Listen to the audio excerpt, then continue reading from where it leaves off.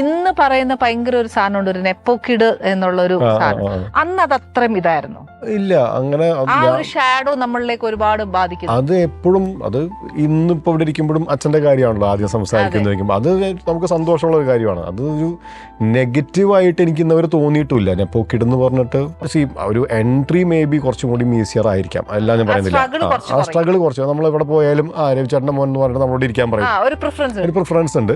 മയൂഖത്തിൽ നമ്മൾ ചെയ്തത് വളരെ മോശമാണെങ്കിൽ എനിക്ക് തോന്നുന്നില്ല നമുക്കൊരു അടുത്ത പടം മയൂഖത്തിലേക്ക് എത്തിയത് ശരിക്കും ഒരു നെപ്പോക്കിഡ് അങ്ങനെയാണോ? അതല്ല, ഒബ്വിയസ്ലി അതൊരു റീസൺ ആണ്.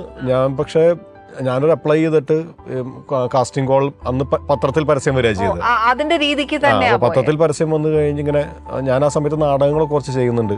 അപ്പോൾ കുറച്ച് ഇതുപോലെ പൃഥ്വിരാജും ഇന്ദ്രജിത്തൊക്കെ അഭിനയിച്ച് തുടങ്ങിയിട്ടുണ്ട്. അപ്പം നമുക്കും ഇങ്ങനെ എവിടെയോ ഒന്ന് നോക്കണം, നമുക്ക് അഭിനയം നമ്മൾ താല്പര്യമുണ്ട്. ഞാൻ നാടകങ്ങൾ ചെയ്തുകൊണ്ടിരിക്കുന്നുണ്ട്. അപ്പോൾ ഇങ്ങനെ പരസ്യം വന്നപ്പോൾ ഞാൻ അപ്ലൈ ചെയ്തു. ആ നമ്പറിലേക്ക് വിളിച്ചപ്പോൾ ഞാൻ പറഞ്ഞു ഇന്ന ആളാണെന്ന് പറഞ്ഞു. അപ്പോൾ എന്തായാലും ഇതിന് ഒരു ഓഡീഷന് വരുമെന്ന് പറഞ്ഞിട്ട് കോഴിക്കോട് ദേവഗിരി കോളേജിൻ്റെ അടുത്തൊരു സ്ഥലത്ത് ഹരിഹരൻ സാറുണ്ട്. അപ്പോൾ അവിടെ ഓഡീഷന് വരാൻ പറഞ്ഞു. ഒരു ദിവസം തന്നു.